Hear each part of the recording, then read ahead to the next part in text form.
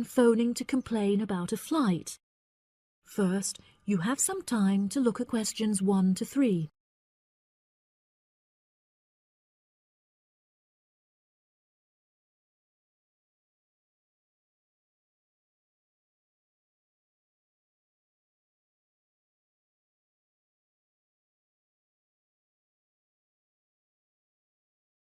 You will see that there is an example that has been done for you. On this occasion only, the conversation relating to this will be played first. Hello, you have reached the complaints department. How can I help you? Yes, hello there. I am phoning to make a complaint regarding a flight that I took with you recently. Okay. There are some details I will need to take from you first. May I have your name, please? Jack Dawson. That's D-A-W-S-O-N. The name of the man is Jack Dawson, so Dawson has been written in the space. Now we shall begin. You should answer the questions as you listen, because you will not hear the recording a second time. Listen carefully and answer questions 1 to 3. Hello, you have reached the complaints department. How can I help you? Yes, hello there. I am phoning to make a complaint regarding a flight that I took with you recently. Okay. There are some details I will need to take from you first. May I have your name, please? Jack Dawson. That's D-A-W-S-O-N. And your address? It's 33 Hillcrest Road.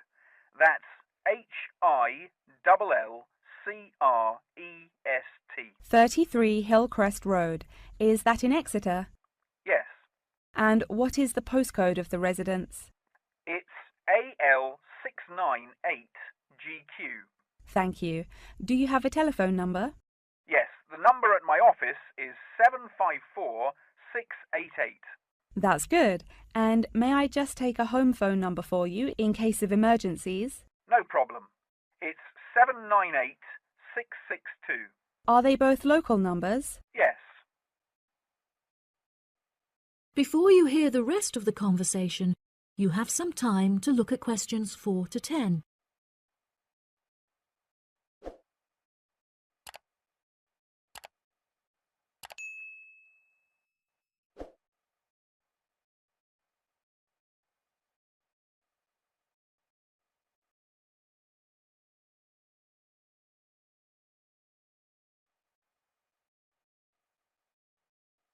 Now listen and answer questions 4 to 10. Okay, great. Thank you for your patience. Now, what is the nature of your complaint? I'm phoning to complain about a flight I took recently. I always take certain measures to ensure that I will be comfortable. For example, I always pay the additional cost for extra legroom, and I always arrive punctually for the flight to make sure that I'm seated beneath an air conditioner. Unfortunately, I was disappointed to find that the air conditioning on the plane was broken, so I spent the entire flight in discomfort as it was too hot and the air was stuffy. I see. I do apologize for this fault with the air conditioning. Now, while I have you on the phone, would you mind answering a short questionnaire regarding your recent flight? Sure. Okay, let's get started. What did you think of the food that was served to you during the flight? I thought that it was inexpensive and quite delicious. However, I was still very hungry afterwards, as it was a very small portion and more of a snack. Providing a snack for lunch is not reasonable. Okay, I have noted that down. What was your opinion of the quality of service that you received from our staff on board? The staff was very helpful, but each time I pressed the button to request service, it took a long time for a staff member to arrive. I found this frustrating, as there just weren't enough staff on board the flight to be able to serve all the customers. Okay, that's great. Thank you very much for answering those questions. Are there any other parts of your travel experience that you would like to comment on? Yep. The process of moving through security was very quick and helped to make my travel experience stress-free. Okay. Do you have any extra comments on the services you received during the flight? Yes, I thought that the seats were very uncomfortable and looked very old. They were also in need of repair, as the reclined feature on my chair was broken, so I could not go to sleep for the whole flight. Luckily, the entertainment facilities were very good, so I was able to distract myself by watching movies. Thank you so much for taking the time to answer all of my questions. We would like to offer you some gifts as a goodwill gesture, with a 20% discount on the cost of your hotel stay. We also appreciate that international calls to your home country can be expensive, and we are sure that you would like to keep your family updated on your travels. So please accept a phone card which has a credit of £20. Oh, that's really great. Thank you so much for the gifts. No problem. We look forward to having you travel with us again soon. Have a fantastic vacation. Thanks. Bye. That is the end of section 1. You now have half a minute to check your answers.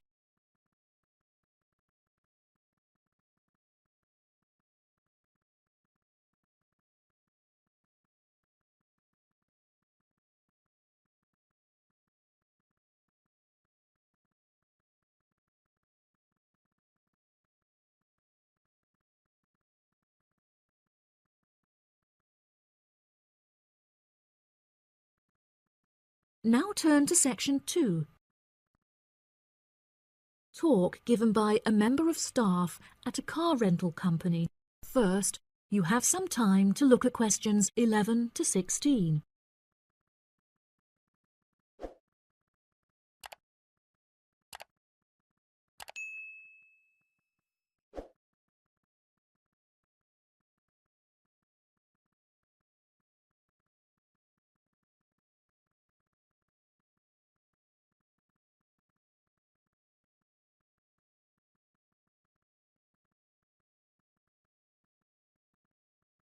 Now listen carefully and answer questions 11 to 16.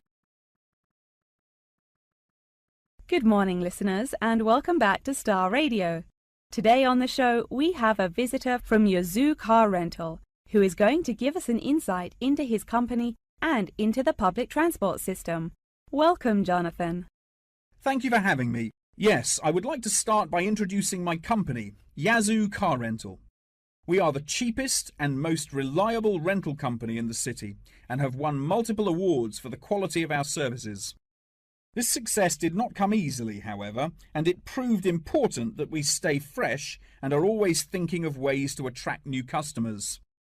Our first attempt to do this was to offer a free gift with every car rental, which we were confident the customers would be very interested in. The offer of a free Hoover with each rental, however, did not attract any new customers, so we quite quickly stopped offering it.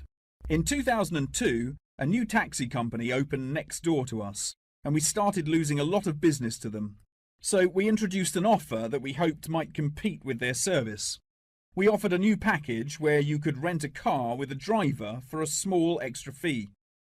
By introducing this offer, we found that all of our customers preferred to drive the cars themselves. So again, this offer was unsuccessful in attracting more customers.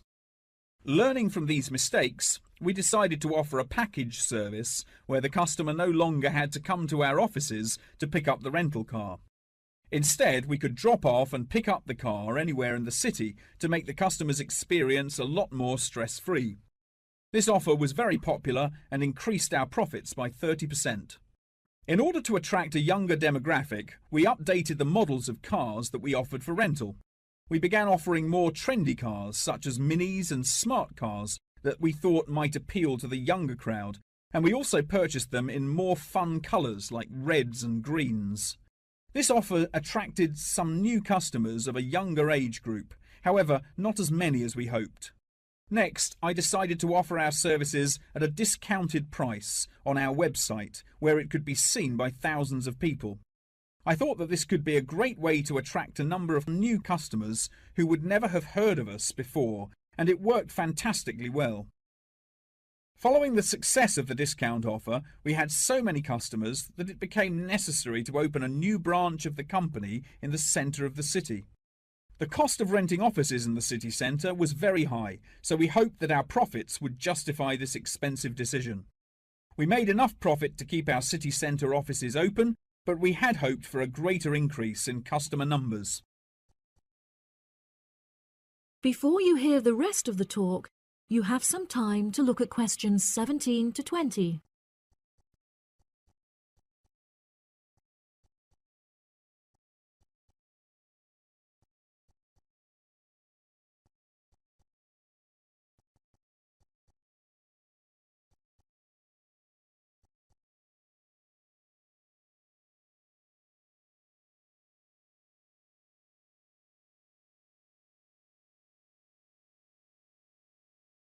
Now listen and answer questions 17 to 20. Now for the second part of my talk, which is on the topic of public transport. There are many benefits to public transport. For example, the recent introduction of bus lanes has meant that buses are now unaffected by traffic jams and are able to stay on schedule. Unfortunately, as fewer and fewer people are taking the bus nowadays, the service has become quite inefficient. This reduction in passengers may be due to the stories in the newspaper about the dangers posed to pedestrian safety by the buses. However, this is largely untrue, as buses are responsible for far less pedestrian-related accidents than cars. I use the bus service often, as car petrol is so expensive nowadays that the bus is far more affordable. However, if I am in a rush, I prefer to take a taxi, as they tend to get you to your destination very quickly, so you can remain punctual for your appointments. I also very much enjoy flying to my destinations, as the service is incredibly fast and the airports are always very easy to find. Personally, my favourite mode of transportation is the bus. Due to the lack of people using the service, I have found that the buses are never overcrowded, so there is always a seat available. They are also never dirty, as they get cleaned regularly. However, I have found that sometimes the bus can be over a half hour behind schedule, which can be very frustrating. There has been a lot of fluctuation in the price of bus tickets in the last couple of years. In the past, £1.80 for a ticket was enough to sustain the bus companies. However, as the price of fuel increased, so did the ticket prices. Now the ticket prices are declining as the bus companies try to encourage more people to use their service again. Well, that's all from me today. Thank you for listening. That is the end of section 2. You now have half a minute to check your answers.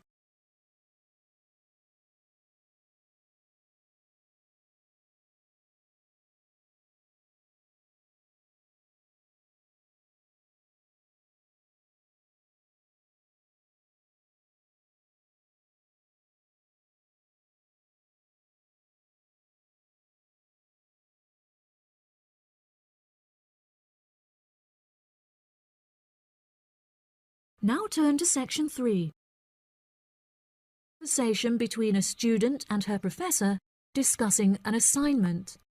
First, you have some time to look at questions 21 to 25.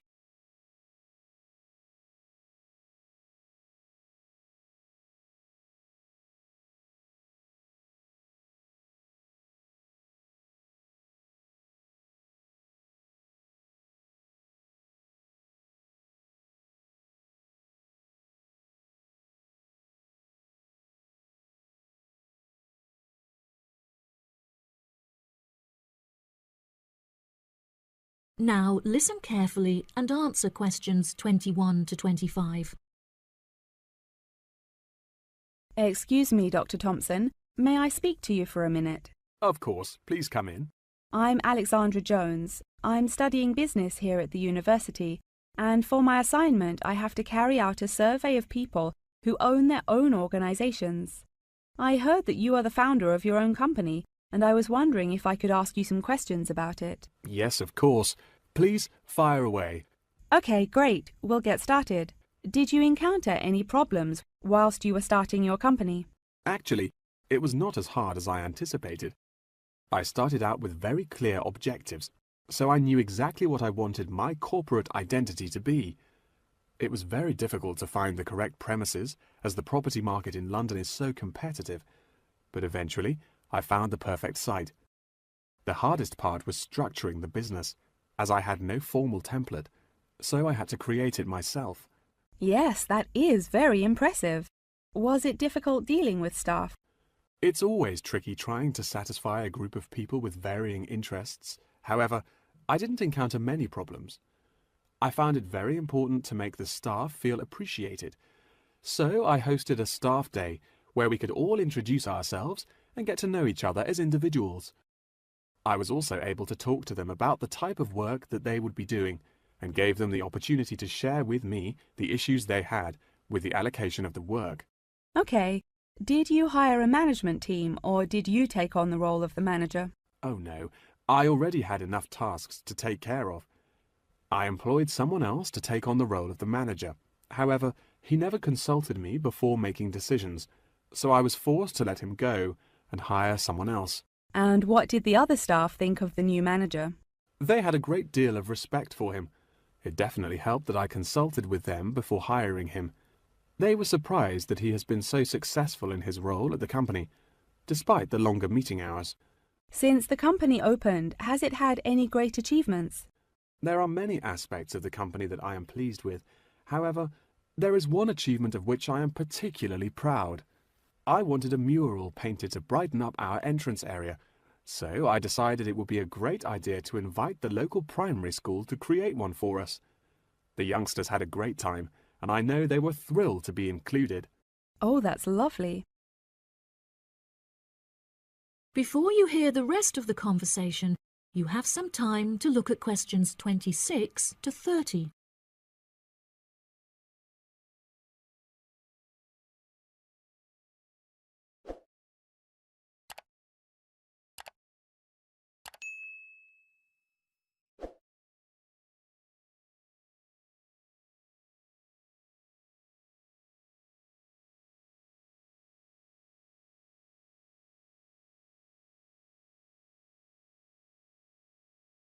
Now listen and answer questions 26 to 30.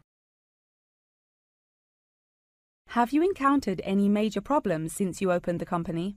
Yes, we are always encountering issues with employment because it is very hard to find people who are qualified for the roles that we are offering. But unfortunately, there is no solution to this. One of our administrators also recently left to go on maternity leave, which put us in a tricky situation. However, we have managed to find a temporary replacement for her.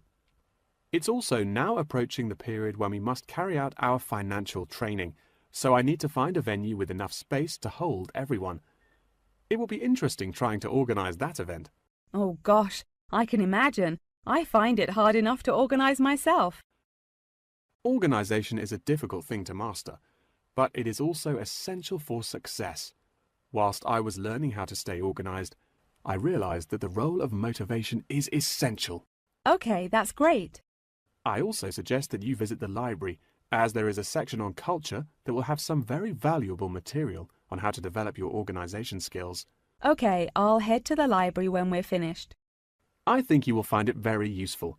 They also have a collection of documentaries on the subject of personal organization, and I suggest that you look up the literature on management of change. I personally found these sources incredibly useful. Articles are also a valuable resource, and we have a whole collection of them in our university library. I advise that you look at Section 2, where you will find articles on the nature of volunteering. That's great. Thank you so much for your help. No problem. That is the end of section 3. You now have half a minute to check your answers.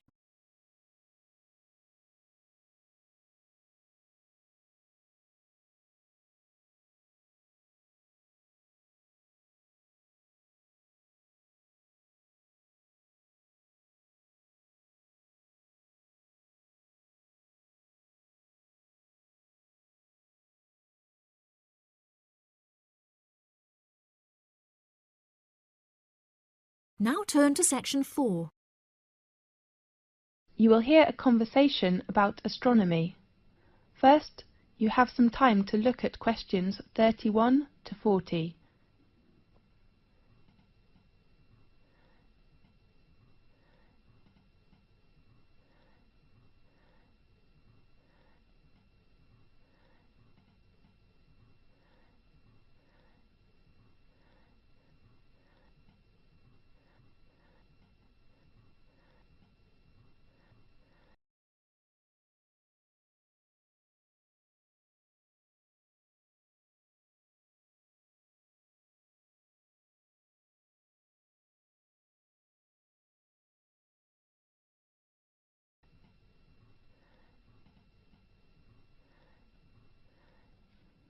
Now listen carefully and answer questions 31 to 40. This is Magic Time from the BBC. I am Faith. In today's programme, we invite a Professor of Astronomy. Welcome, Lewis. Thanks a lot, Faith. What magic information will you introduce to us? We all know the Leonidas in August are coming, so today let's talk about meteors. Good topic. At one time or another, almost everyone has glimpsed a swift little streak of light dashing across the night sky. Nearly everyone makes wishes when they see them, and blame both good and bad luck on their presence. Yes, these sudden celestial visitors are meteors. We often call it shooting star. The glowing trails are caused by the incineration of a piece of celestial debris entering our atmosphere. Many meteors are quick flashes, but some last long enough for us to track their brief course across the sky. Right. Now and then, a meteor truly will light up the night, blazing brighter than Venus, although rarely, even brighter than the moon, leaving in its wake a dimly glowing trail that may persist for minutes. Lewis, can we see some meteors every night in 1 year? Yes. Under a dark sky, any observer can expect to see between 2 and 7 meteors each hour, any night of the year. These are sporadic meteors. Sporadic meteors? Yes. Their source bodies, meteorids, are part of the dusty background of the inner solar system. Several times during the year, Earth encounters swarms of small particles that greatly increase the number of meteors. The result is a meteor shower, during which observers may see dozens of meteors every hour. Concentrations of material within the swarms may produce better than average displays in some years, with rates of hundreds per hour, and were treated to a truly amazing display in which thousands of visible meteors can be seen for a brief period. The phenomenon is called meteor storms, which are more magnificent than meteor showers. Aha! That's wonderful! Definitely. The meteors that appear during a meteor shower seem to come from one point in the sky. This illusion is an effect of perspective, just as a roadway seems to converge in the distance. Usually, meteor showers get the name of the constellation from which the meteors appear to radiate. Such as during the Perseid shower in August, meteors seem to streak from a point in the constellation Perseus. When is the biggest meteor storm? According to records, in 1833, a storm of 60,000 meteors an hour shocked the world. 60,000? That's unbelievable! By the 1860s, scientists had known that many meteor showers were annual, including the normally placid Leonids, which produced the big storm, and that they were somehow related to comets. Really? Yes, but most of the meteors people have seen during one of the annual showers arise from fluffy particles not much larger than sand grains. As a particle enters Earth's atmosphere, it collides with gas atoms and molecules. The particle becomes wrapped in a glowing sheath of heated air and vaporized material boiled off its own surface.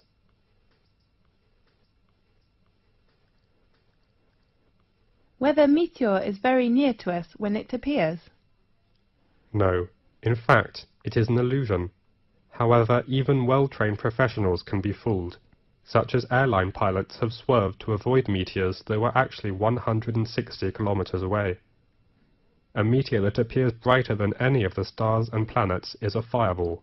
Fireball? That's so interesting! Yeah. Most meteors are seen 80 to 120 kilometers above the ground. Sometimes, someone will claim to see a fireball land on a hilltop. But in fact, a real fireball first appears at a height of about 125 kilometers, and loses its brightness while still at least 20 kilometers above the ground. Yes. What colours do meteors have? Usually, most meteors look white, but some also appear blue, green, yellow, orange, or even red. What will happen if a meteoroid gets to the surface of the Earth without being completely vaporized? It will be a meteorite. I heard meteorites were long ago thought to be cast down as gifts from angels. Yes, and others thought the gods were displaying their anger. Really? As late as the 17th century, many believed they fell from thunderstorms. They were nicknamed thunderstones. Many scientists didn't believe the accounts of people who claimed to have seen meteors, and some experts were skeptical that stones could fall from the clouds or the heaven. Yes. One of the most significant meteorite events in recent history destroyed hundreds of square miles of forest in Siberia on June the 30th, 1908. According to local witnesses, a ball of fire streaked through the sky and seemed to enter the atmosphere at an oblique angle. It exploded, sending out hot winds and loud noises, and shaking the ground enough to break windows in nearby villages. Small particles blown into the atmosphere lit the night sky for several days. So, nowadays, the prevailing theory holds that a meteor exploded just above the surface. Yes. Most impact craters and basins larger than the meteor crater are heavily worn away, or have been buried by rocks and dirt as the Earth's surface changed. At present, Chicxulub Basin, centered in Mexico's Yucatan Peninsula, is the largest one. The diameter of basin is around 300 kilometers. Rock samples obtained by drilling into the basin show that an asteroid struck the Earth there about 65 million years ago.